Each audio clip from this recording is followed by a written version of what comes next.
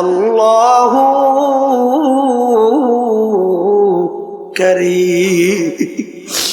বাজান মাসুক মাওলার নাম যতবার শোনে ততই তার কাছে মধুর মতো লাগতে আছে।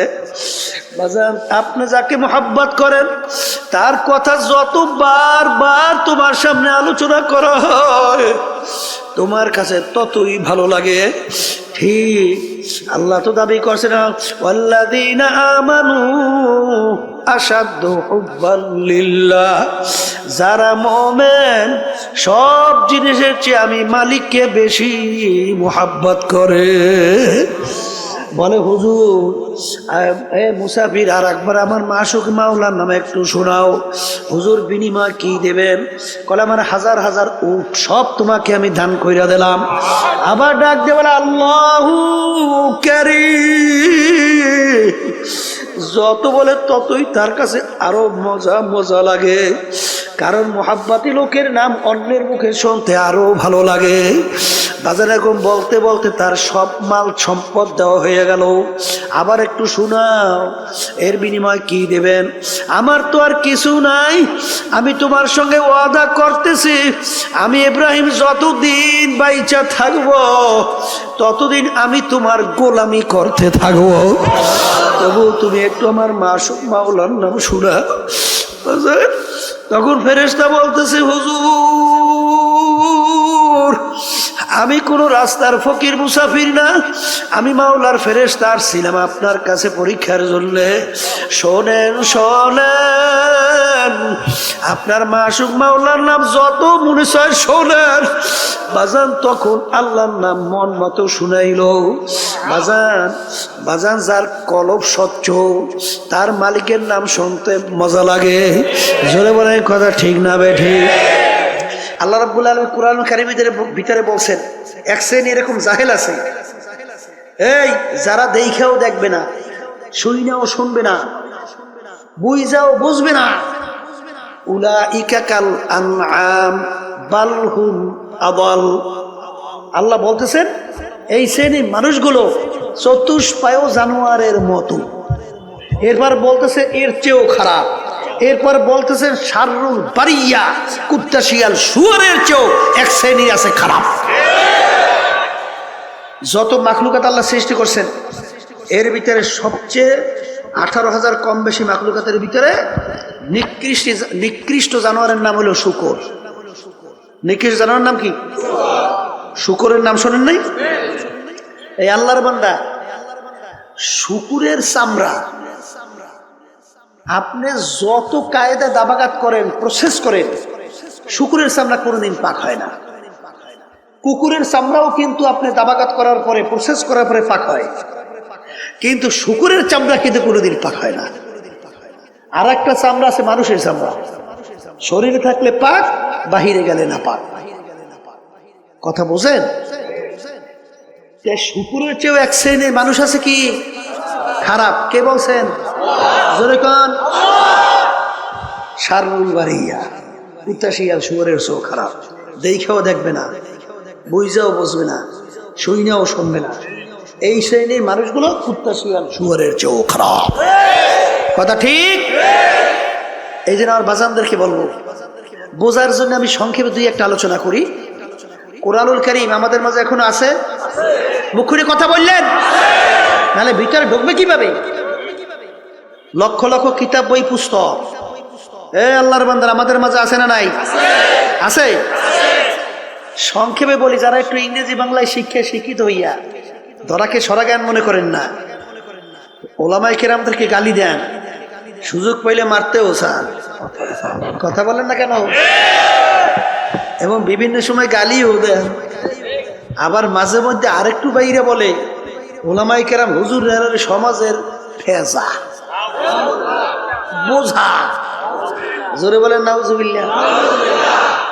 আবার আরেকটু বাইরে কয় হুজুর এই দেশটারে খাইল। আছে না?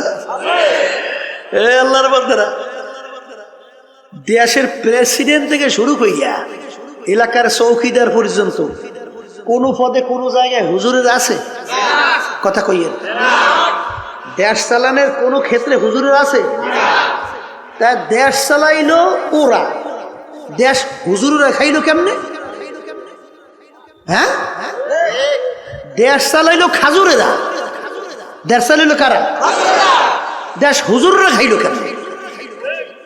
দেশ যে কারা খাইছে হ্যাঁ তো আমরা পেপার পত্রিকা বিভিন্ন কায়দায় দেখলি বুঝি, শুধু দেশ খায় না, খাইয়ে যোগাযোগ বানাইছে, ঠিক না? আর কত বড় নিকৃষ্ট গিনফি তো নাই। রিক্সাওয়ালা আমার বাজারটা রাস্তায় রিক্সা চালায়, মাথার ঘাম গরমে পায় পড়ে। এই রিক্সারও একটা ভ্যাট ট্যাক্সের টাকা সরকারি ফান্ডে জমা হয়। এই পশুমার কারা আজকে ক্ষমতার বলে এই টাকাটা পর্যন্ত সরকারি ওরা লুটপাট করে খায়। আবার বলে আমি অমুক, আমি সমুক।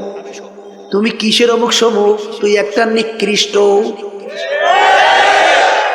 তোর সে নিকৃষ্ট দ্বিতীয় আর দুনিয়ায় থাকতে পারে না। মনে করে তুই অমুক টমুক সমুক, তুই আবু জাহিলের মতো।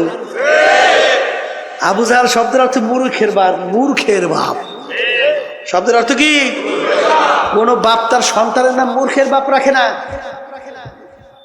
ইতিহাস পড়লে দেখবে যে তার উপাধি ছিল আবুল হেকাম, বুদ্ধিমানের বাপ, কিন্তু আল্লাহ এবং আল্লাহ রসুল তার উপাধি দিছে কইতে পারেন না মূর্খের বাপ। কারণ কি? দুনিয়া স্থায়ী না ক্ষণস্থায়ী? আখেরাত। তাই যে ক্ষণস্থায়ী জিন্দিগির পিছনে পড়ে আখেরাতের স্থায়ী জিন্দিগি ধ্বংস করবে সে জ্ঞানী না বোকা? এই বোকাদের নেতৃত্ব দেয় আবু জাহাল মার্কায়রা। এই জন্য আল্লাহ এবং আল্লাহ রসুল ওর নাম রাখছে আবু জাহাল, মূর্খের বাপ, ঠিক কিনা? ওর তো খবর নাই ও যে মূর্খের বাপ হইয়া ও যে আবু জাহাল মার্কা হইয়া রয়েছে, এ খবর ওর নাই। বলার কথা ঠিক কিনা?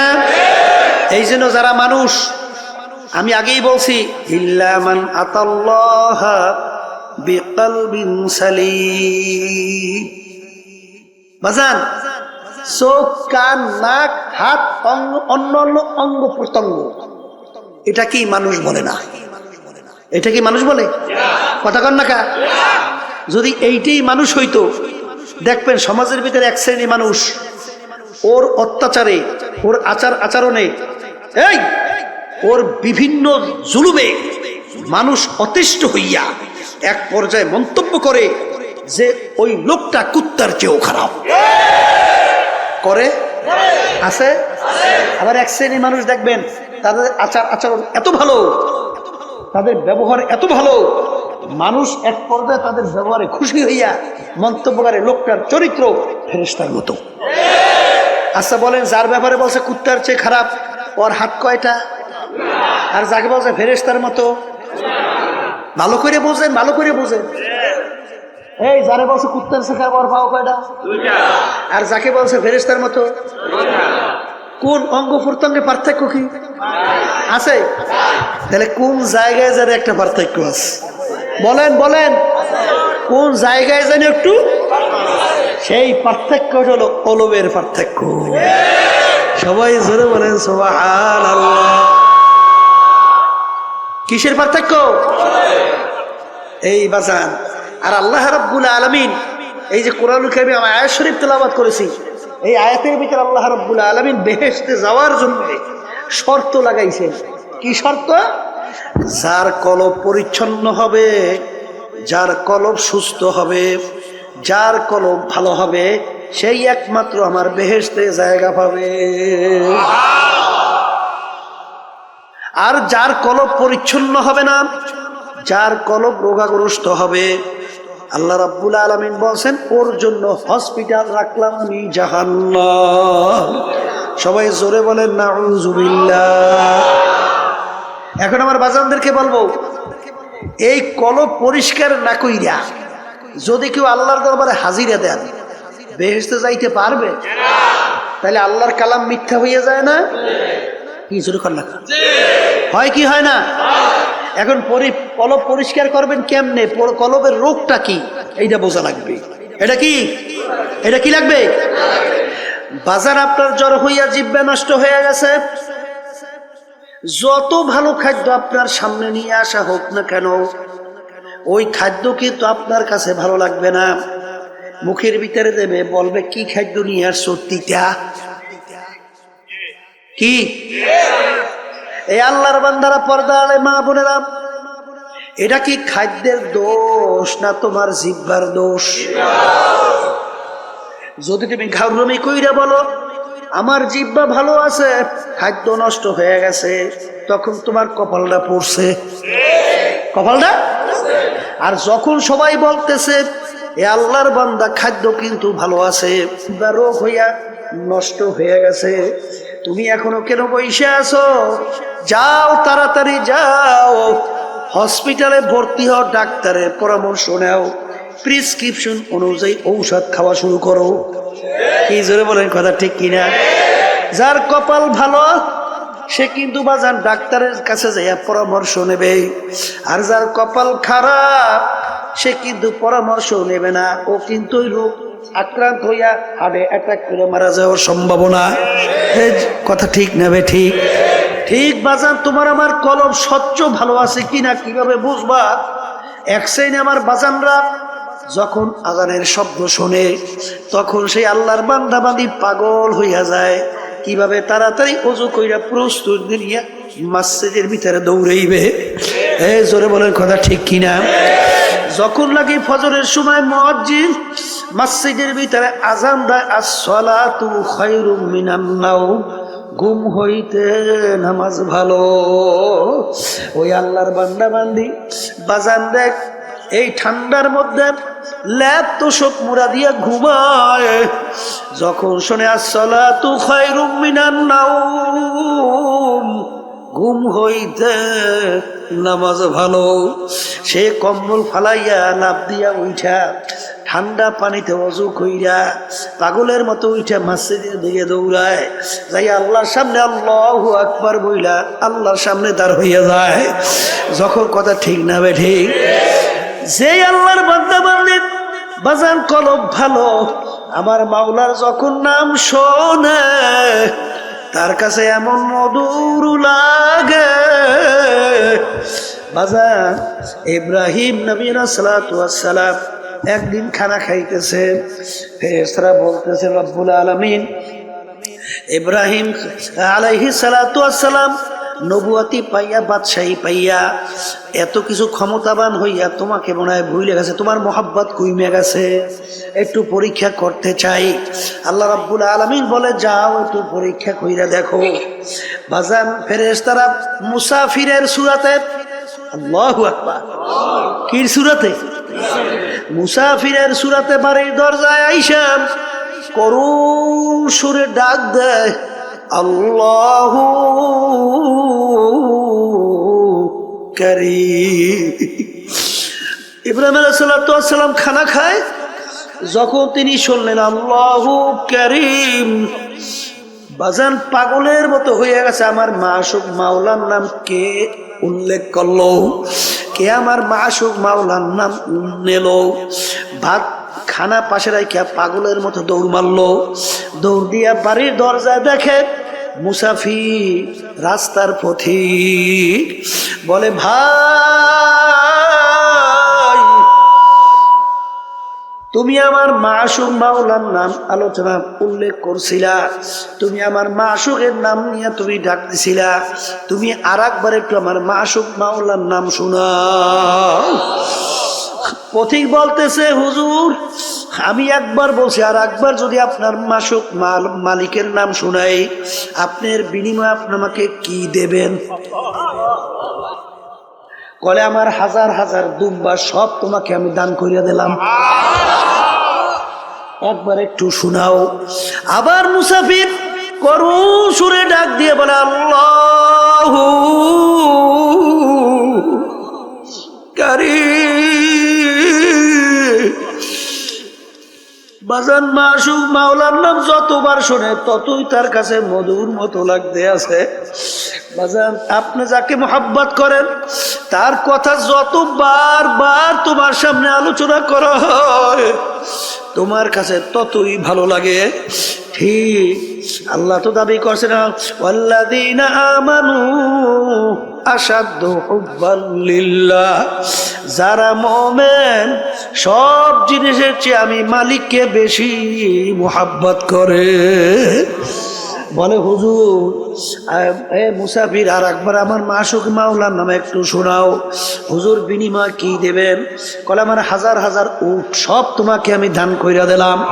আবার ডাক দিয়ে বলে আল্লাহু কারীম, যত বলে ততই তার কাছে আরো মজা মজা লাগে, কারণ মোহাব্বতী লোকের নাম অন্যের মুখে শুনতে আরো ভালো লাগে। বাজার এরকম বলতে বলতে তার সব মাল সম্পদ দেওয়া হয়ে গেল। আবার একটু শোনাও, এর বিনিময় কি দেবেন? আমার তো আর কিছু নাই, আমি তোমার সঙ্গে ওয়াদা করতেছি, আমি ইব্রাহিম যতদিন বাইচা থাকবো ততদিন আমি তোমার গোলামি করতে থাকবো। তবু তুমি একটু আমার মাসুক মাওলার নাম শোনা। তখন ফেরেশতা বলতেছে হুজুর আমি কোনো রাস্তার ফকির মুসাফির না, আমি মাওলার ফেরেশতা আসছিলাম আপনার কাছে পরীক্ষার জন্য। শোনেন শোনেন, আপনার মাসুক মাওলার নাম যত মনে চায় শোনেন। বাজান তখন আল্লাহর নাম মন মতো শুনাইল।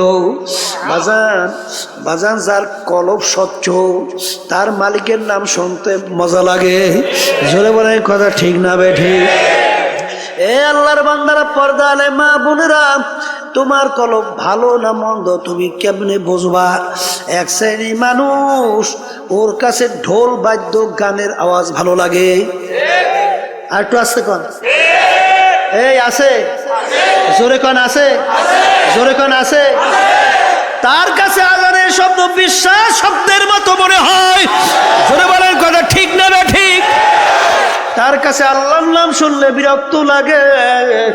তখন বুঝতে হবে বাজান এটা কিন্তু নামাজের দোষ না, আল্লাহর নামের দোষ না, আজানের দোষ না, তোমার কলবটা নষ্ট হয়ে গেছে। তোমার কলব কি হয়েছে? এটা মুখ খুলে বলেন, কলব কি হয়েছে? এখন এই কলব নষ্ট অবস্থায় তুমি যদি দুনিয়া থেকে বিদায় নিয়ে কবরে যাও, আমার মাওলার বেহেশতে যাওয়া যাবে? হ্যাঁ, বেহেশতে যাওয়া যাবে? আবার জোরে কাজ যাবে? এখন বাজান তোমার কাছে নামাজ ভালো লাগে না, আল্লাহর জিকির ভালো লাগে না, তোমার কাছে আজানের শব্দ ভালো লাগে না, এটা কিন্তু আজানের দোষ না, নামাজের দোষ না, এটা কিন্তু তোমার কলবের দোষ। এখন এই কলবের ভিতরে রোগ আইসা গেছে, এখন কলবের চিকিৎসা করা লাগবে কি লাগবে না? সবাই কোন নাই? কলবের চিকিৎসা লাগবে, লাগবে, লাগবে। এখন এই কলবের চিকিৎসার জন্য MBBS FRCS ডাক্তার তাদের কাছে যাইবেন না? হ্যাঁ, তারা কলবের চিকিৎসা করতে পারবে? এই কলবের চিকিৎসককে, কলবের চিকিৎসক হলো হক্কানি উলামায়ে কেরাম, হক্কানি পীর বুজুর্গেরা। কি কথা কয় না দেখি?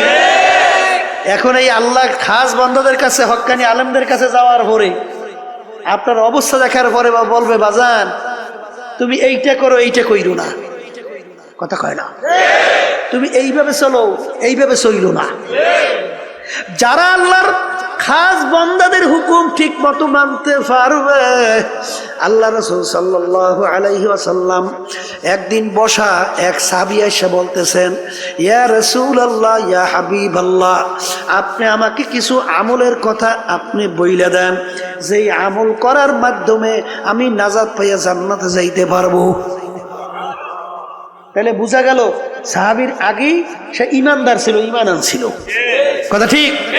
আল্লাহ রাসূল সাল্লাল্লাহু আলাইহি ওয়াসাল্লাম তাকে নামাজ সহ বিভিন্ন আমলের কথা বাতাইলেন। সাহাবী বলতেছেন, ইয়া রাসূলুল্লাহ, ইয়া হাবিবাল্লাহ, আপনি সাক্ষী থাকেন, আপনি যেইভাবে আমাকে বলছেন আমি হুবহু এইভাবেই পালন করব, একটু বাড়াবো না, একটু কমাবো না। যখন এই কথা বললে আল্লাহর বান্দারা না করলো, আল্লাহ রাসূল সাহাবায়ে কিরামদেরকে বললেন, তোমরা যদি বেহেশতি লোক দেখতে চাও তাকে ইঙ্গিত করিয়া বললেন তাকে দেইখা না। আল আমরু ফাওকাল আদাব, আদবের ভিতরে সবচেয়ে বড় আদব হইল কথা মানা। আদবের ভিতরে সবচেয়ে বড় আদব কি? হ্যাঁ, আর বেয়াদব মাহরুমে গাছ আর যে নাকি বেয়াদব হয়, কথা মানে না, আল্লাহর রহমত থেকে বঞ্চিত হয়। কথা ঠিক? এখন আবার কথা কইয়েন এক শ্রেণী কিন্তু বর্তমানে ফতুয়া দেহ না, আমরা দেবো কি? এখন তারিখে মন্দিরে ফতুয়া দেওয়া শুরু করছে। নামাজ নাই, রোজা নাই, খারাই ঘেরাইয়ে মতে, তারাও এখন ফতুয়া দেয়। কি আমি ভুল বলছি? হ্যাঁ, ঠিক মতো আলিফ উচ্চারণ করতে পারে না, ঠিক মতো সূরা ফাতিহাটা সহিভাবে তেলাওয়াত করতে পারে না, এরাও এখন ফতুয়া দেওয়া শুরু করছে। আছে না নাই? কে আপনারা বাংলাদেশে আধুনিক যুগে বুঝি টের পান না? ট্রাক্টর পান না? কি ট্রাক্টর পান না গেছে? পাইছেন না? হ্যাঁ, ফতুয়া দেওয়া শুরু করছে। ফতুয়া মানে মতামত। মতামত দেবে কোরআন এবং হাদিসের সঙ্গে না মিললে মেলা লাগবে না, না তোমার নিজের মতামত। হ্যাঁ, ফতুয়া মানে রায় প্রদান করা। আপনি রায় দেবেন কোরআন এবং হাদিসের বাহিরে না কোরআন এবং হাদিস অনুযায়ী? হ্যাঁ, মেলা লাগবে না? না লাগবে না? বর্তমানে একদল ভাই এসে ফতুয়া দেয়। আল্লাহ মাফ করেন, আল্লাহ আপনি মাফ করে দেন। আল্লাহুম্মা আমিন। এই জন্য আমার বাজানদেরকে বলবো, বাজান আমাদের এই তরিকার নাম হলো সিস্তিয়া সাবিরিয়া তরিকা। এই তরিকার 5টা ঔষধ আছে। আমার আব্বাজান দাদাজান বাজান চ্যালেঞ্জ করে বলতেন, বাজান তোমাদের সঙ্গে কোনো ঝগড়া নাই, মারামারি নাই, কাটাকাটি নাই, তোমরা কিছুদিন ঠিক মতো ঔষধ পালন করে দেখো, দেখবা তোমার আমার আগে নামাজ ভালো লাগতো না, এখন আজান দিলে আল্লাহর ফজল করবে, নামাজ পড়ার জন্য পাগল হইয়া যায়। আগে রোজা ভালো লাগতো না, এখন জীবন গেলেও রোজা ছাড়তে পারে না। আগে মিথ্যা কথায় অভ্যস্ত, এখন আল্লাহর ফজলে জীবন গেলেও মিথ্যা কথা বের হয় না। আগে বিভিন্ন জুলুমের ভিতরে লিপ্ত ছিল, এখন আল্লাহর ফজল করমে জুলুমের কাছেও যায় না। আপনাদের এলাকায় 2-1 নাই? এই 1-2 হাজার হাজার, কথা বলেন না? আর বাজানদেরকে বলবো, যদি আল্লাহর কুতুব চরমুনাইর এই তরিকার এই প্রেসক্রিপশন আপনার কাছে ভালো না লাগে, বাজান যে কোনো একজন হক্কানি আলেম, এখন হক্কানি পীর বুজুর্গ, একখানি বাজান সহি তরিকার উপরে কোরআন এবং হাদিস অনুযায়ী আপনাকে রাস্তা যারা বাতাইবে, আমাদের উদ্দেশ্য হইল কলবের রোগ সাইরা, চোখে পানি নিয়ে আল্লাহর হুকুম নবীর তরিকা অনুযায়ী চইলা, তারপর কলবকে স্বচ্ছ কইরা মাওলার দরবারে হাজির হওয়া। কি জোরে বলার কথা ঠিক কিনা? কলবের রোগের ভিতরে উল্লেখযোগ্য একটা রোগের নাম হলো হিংসা। হিংসা কাকে বলে? পরে উন্নতি দেখে সহ্য করতে না পারা, পরে উন্নতি দেখে সহ্য করতে না পারা, এইটার নাম কি? হিংসা। আর একটা রোগের নাম হলো তাকাব্বুরি।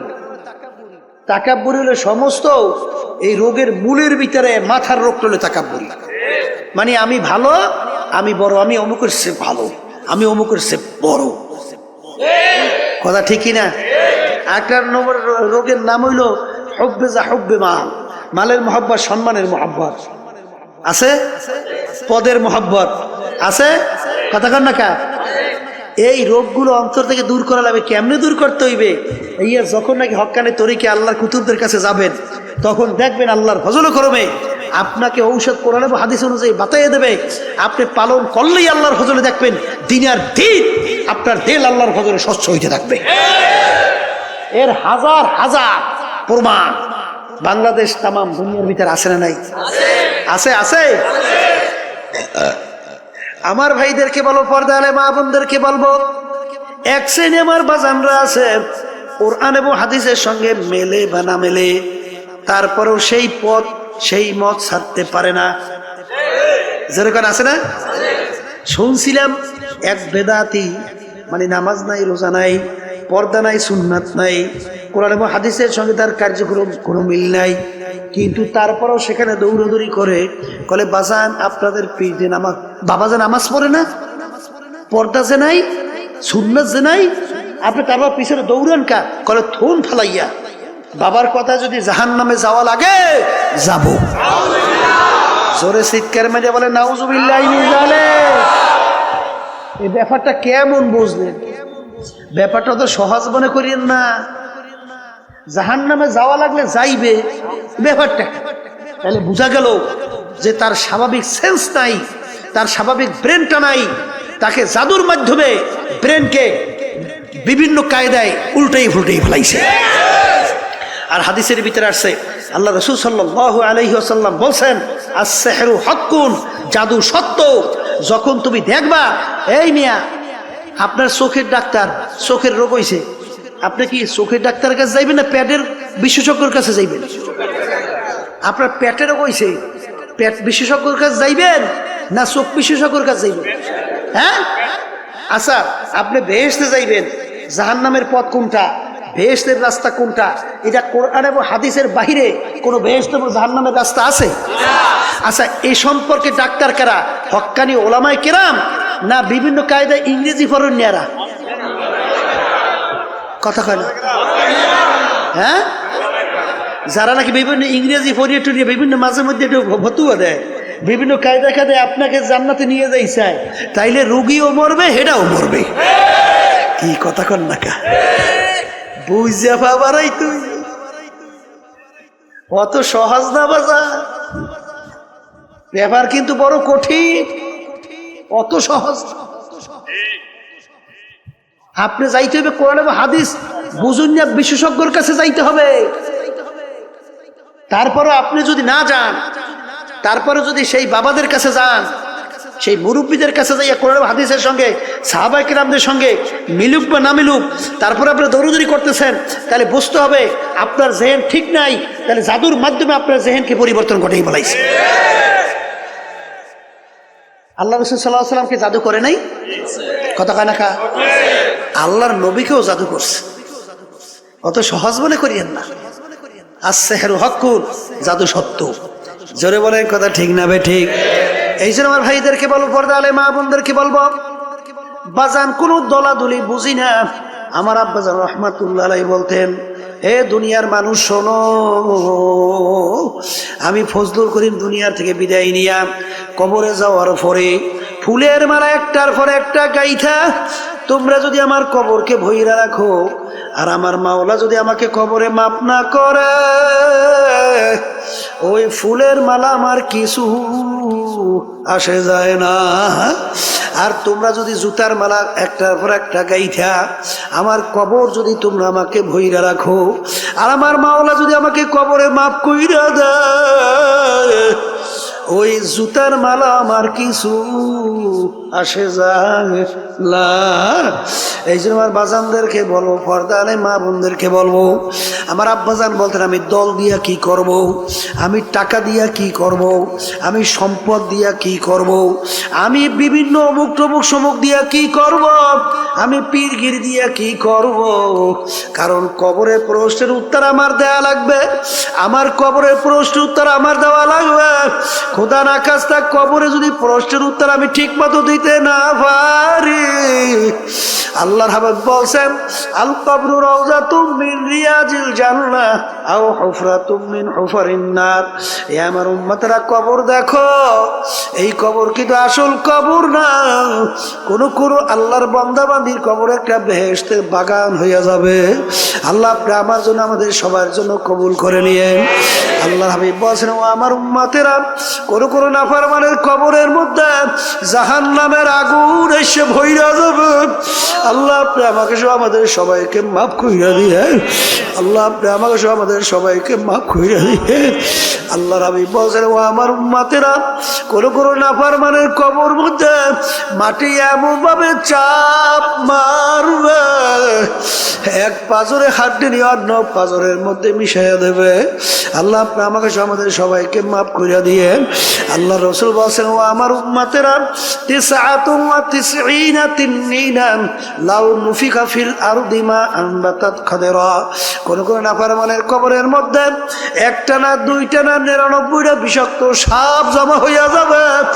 কিয়ামত পর্যন্ত ওই নাফরমানকে পেঁচাইয়া পেঁচাইয়া ঠোকরাইতে থাকবে। আল্লাহ আপনি আমাকে আমাদের সবাইকে মাফ কইরা দিয়েন। ওই সাপ কেমন বিষধর হবে, যদি জমিনের দিকে মুখ কইরা ফুঁক দিত, এই জমিনের ভিতরে গাছপালা মাথা জাগাতে পারতো না। বাজার অনেকে বলতে পারেন, হুজুর এই সাপে এত বিষ কিভাবে হয়? বর্তমান আধুনিক যুগে বোঝাতে বড় সহজ রে বাজান, কারণ বর্তমানে অ্যাটম বোম তৈরি করছে, আনুপানবিক বোমা তৈরি করছে, যেটাকে পারমাণবিক বোমা বলা হয়। এতটুকু ছোট একটা বস্তু যদি কোনো এলাকায় ছাইরা দেয়, ওর ক্রিয়ায় সমস্ত এলাকার গাছপালা মানুষ সব মইরা ছাপিয়া যায়। এতটুকু ম্যাট্রিয়াসের মধ্যে, এতটুকু পদার্থের ভিতরে যদি আমার মাওলা এত ক্ষমতা রাখতে পারে, আমার মাওলা সেই সাপের ভিতরে এত কেন বিষ দিতে পারবে না?